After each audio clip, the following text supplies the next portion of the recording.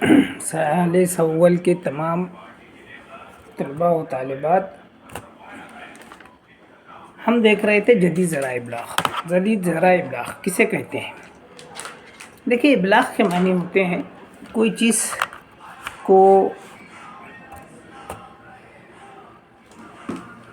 چیز خیالات، پیغامات کو ایک جگہ سے دوسری جگہ پہنچانا۔ قدیم زمانے سے اپنے خیالات کی ترسیل کرنا یہ اہم مانا جاتا ہے۔ ہر انسان اپنے خیالات کو،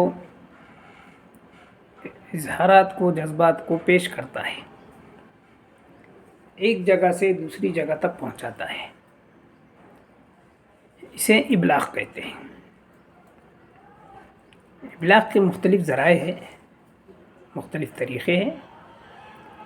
خاص طور پر اس کی 2 قسموں کا ذکر ہمارے نصاب میں کیا گیا ہے، ایک قدیم ذرائع ابلاغ اور دوسرا جدید ذرائع ابلاغ۔ جیسے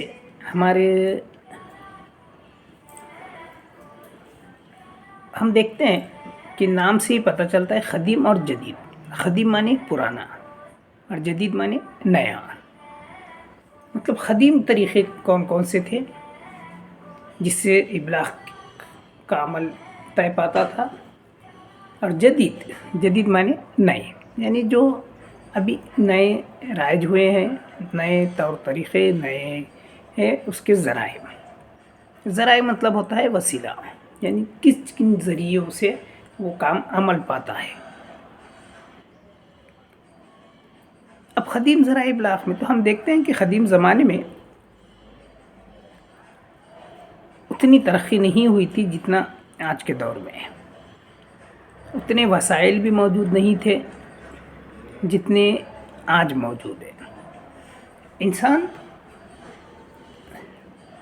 ہر چیز کو سیکھتے سیکھتا ہے، اس میں جو کمیاں ہوتی ہے اسے دور کرنے کی کوشش کرتا ہے، اور یہی کوشش کو کرتے کرتے وہ ایک نئی اور جدید ٹیکنالوجی کو حاصل کرتا ہے۔ قدیم زمانے میں کہا گیا ہے کہ کون سی چیزیں ہیں، تو مختلف طور طریقے سے پیغامات کو ایک جگہ سے دوسری جگہ پہنچایا جاتا تھا۔ ہر دور اور ہر وقت کے لحاظ سے ابلاغ کے ذرائع مختلف تھے۔ اس دور کی سہولیت اور اس دور کی نقطہ نظر سے وہ تمام سہولیات میسر تھے، جس میں قدیم ذرائع میں خاص کر جو جن باتوں کا ذکر ہوتا ہے ان میں پرنٹ میڈیا، مطلب وہ ذرائع جس کے چھاپ کر کسی چیز پر پرنٹ کر کے اپنے خیالات، اپنے اظہارات، اپنے احساسات کو دوسروں تک پہنچایا جاتا تھا۔ جیسے اخبارات ہے، جس میں مختلف خبریں ہوتی ہیں، مختلف کالم ہوتے ہیں، جس کے ذریعے سے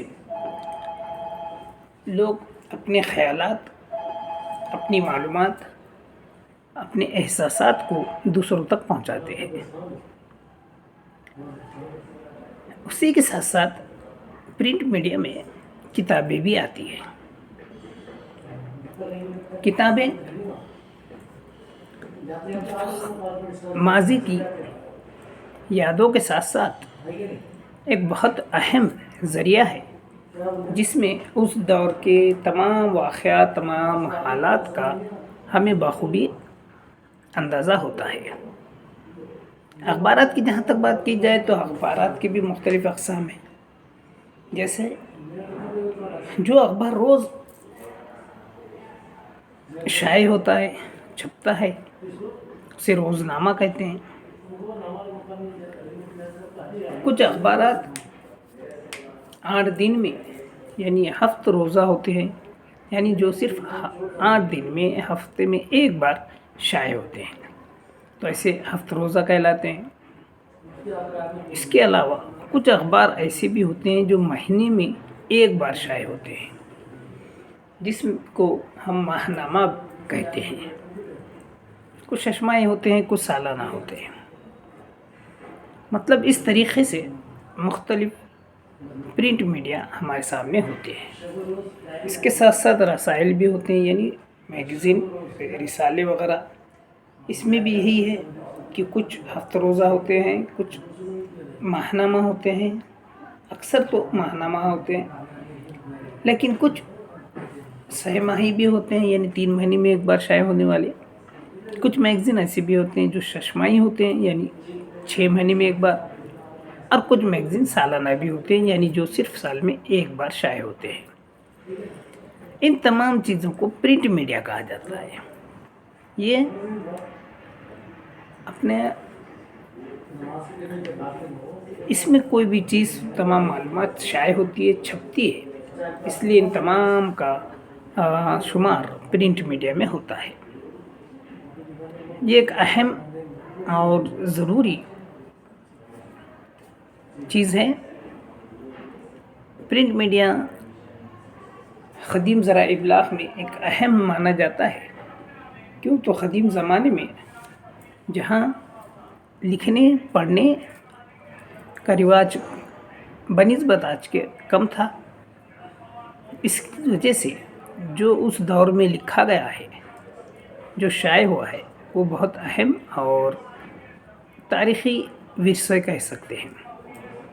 اس لیے اس دور میں یقیناً آج کے دور کے مقابلے کچھ کمیاں یا خامیاں پائی جاتی ہے، لیکن اس دور کی مناسبت سے وہ بہت اہم تسلیم کی جاتی ہے۔ تو یہ ایک بہت اہم ابلاغ ہے، اور اسی قدیم ذرائع ابلاغ کے ذریعے سے ہم اس دور کے تمام باتوں کو، واقعات کو ہم ذہن نشین بھی کرتے ہیں، اور اس کے ساتھ ساتھ اسے اپنے پاس محفوظ بھی کرتے ہیں۔ جب بھی ہمیں ان تمام باتوں کا، ان تمام چیزوں کا علم ہوتا ہے، یا اسے ہمیں اس کا اعادہ کرنا ہوتا ہے، تو چونکہ یہ پرنٹ میڈیا ہونے کی وجہ سے ہم جس وقت چاہے اس وقت یہ تمام چیزوں کو سامنے رکھ کر دیکھتے ہیں اور اس سے استفادہ حاصل کرتے ہیں، اور آنے والی نسلوں کو ان تمام معلومات سے حوالوں کے ساتھ میں ہم انہیں اپنی تمام باتیں یا خیالات سے روشناس کرا سکتے ہیں۔ تو یہ قدیم ذرائع ابلاغ میں کافی اہمیت کا حامل ہے، اور اس پر قدیم زمانے سے ہی کافی تحقیق کی گئی، سمجھ کر اس پر کام کیا گیا، جس کی وجہ سے وہی تمام معلومات، وہی تمام باتیں آج ہم جدید دور میں بھی استعمال کر رہے ہیں، جو واقعی قابل تعریف ہے۔ اس میں ہم قدیم ذرائع ابلاغ میں اور تفصیلی اگر ہم دیکھتے ہیں تو اس میں اور بہت ساری معلومات یہاں پر آ جائے گی، چونکہ وقت کی مناسبت سے اور شامل نصاب نکات کی مدد سے ہمیں صرف اس میں قدیم ذرائع ابلاغ اور ابلاغ کی اقسام کا ہی مطالعہ کرنا ہے، جس کی وجہ سے ہم طویل نہ کرتے ہوئے مختصراً ہم قدیم ذرائع ابلاغ کو یہیں رکاتے ہیں، تاکہ اگلے اس میں ہم جدید ذرائع ابلاغ کو تفصیلی پڑھ سکیں۔